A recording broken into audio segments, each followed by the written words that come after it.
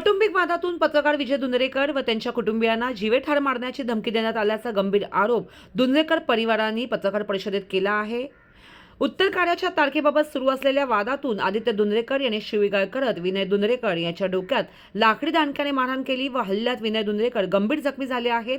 यावेळी सचिन पाटील आणि किशोर भगत यांनी आरोपीला साथ दिल्याचा आरोप दुंद्रेकर परिवाराने केला आहे। तसंच आनंद दुंद्रेकर यांनी पत्रकार विजय दुंद्रेकर यांच्या पाठीवर लाकडी बॅटने मारहाण केल्याचेही कुटुंबियांनी सांगितले। या हल्ल्यानंतर दुंद्रेकर कुटुंबियांना जीवे ठार मारण्याची धमकी देण्यात आल्याचा आरोप आहे।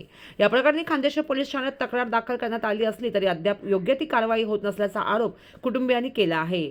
संबंधित चौघांविरोधात कडक कायदेशीर कारवाई करण्याची तसेच पत्रकार सुरक्षा कायद्यान्वये गुन्हा दाखल करण्याची मागणी करण्यात आली आहे। या संदर्भात सहाय्यक पोलीस आयुक्त व पोलीस उपायुक्तांना निवेदन देण्यात आल्याचेही दुंद्रेकर परिवाराने सांगितले आहे। मॅडमला आम्ही 2 वेळ भेटायला गेलो होतो, पण मॅडमशी आमची भेट झालेली नाहीये आणि ज्यांच्याकडे केस आहे ते काय सांगितलं, तुम्ही मॅडमला भेटा, मॅडमशी आमची संपर्क म्हणजे भेटत नाही झाली ऍक्च्युली।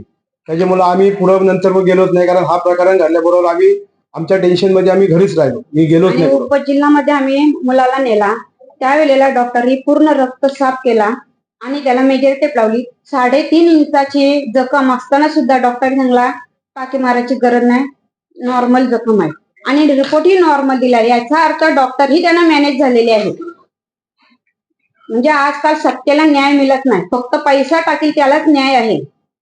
याच्यावर काहीतरी ते ऍक्शन घ्यावी आणि सत्तेला न्याय मिळावा। प्रायव्हेट हॉस्पिटलमध्ये जाऊन चेक केलं, तिथे डॉक्टर बोलायला की आम्हाला 4 ते 5 टाके लागायलाच पाहिजे होते, पण ते टाके मारले नाहीत तुम्ही, ते लावून घ्यायलाच पाहिजे होते। आणि आरोपी एवढा झालं, पोलीस स्टेशनला आम्ही जाऊन तक्रार केली। तक्रार केल्यानंतर सुद्धाही आरोपी आमच्या पोलीस स्टेशन जवळ येऊन माझ्या मित्र जे माझ्यासाठी आले होते जाऊन, त्यांना सुद्धा धमकी देऊन गेलाय का तुम्ही जेवढे मदतीला आले तेवढं प्रत्येकाचा काटा काढला जाईल। आणि माझे वडील दैनिक युगादरचे पत्रकार असून सुद्धा त्यांना धमकी दिली आणि एवढं प्रकरण होऊन तो तिकडे बोलला का तुझ्या पोराचा काटा काढला तर तुझा पण काटा काढला जाईल, जिथे भेटेल तिथे काढलं। एवढी धमकी देऊन आम्ही हे पोलीस स्टेशनला सुद्धा सांगितलं, तरी पोलिसांचा काही आम्हाला सहकार्य भेटला नाही। आणि जो आम्हाला हे लागलं कलम लागले पाहिजे होते ते कलम लागलेच नाही। जो मला माझा म्हणणं रक्त निघला, एवढे टाके लागले होते ते टाके तर लावलेच नाही, पण कलम लावायला पाहिजे जो 307 गंभीर ते तर लावलेच नाही, नॉर्मल कलम लावून दिलाय। आणि त्याच्यावरती अजूनपर्यंत आरोपी काहीच नाही। आणि 2 दिवस अगोदर माझ्या मित्रांच्या पाठीमागं पोरं सोडली होती त्यांनी, म्हणजे जे करून माझ्या मित्रांनाही धक्का आहे त्याचा।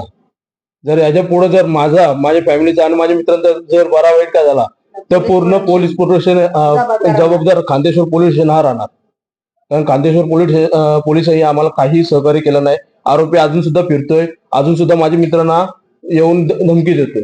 4 आरोपीमधून एकही आरोपी उचललेला नाही, 4ही आरोपी घरच्या घरी आहेत सुखरूप। जर असं असेल तर पोलिसांनी आम्हाला लिहून द्यावा का आम्ही काही करू शकत नाही, तुम्ही काही केलं तरी तुम्हालाही काही करू शकत नाही, आम्हाला लिहून द्यावा असा पोलीस स्टेशन मध्ये।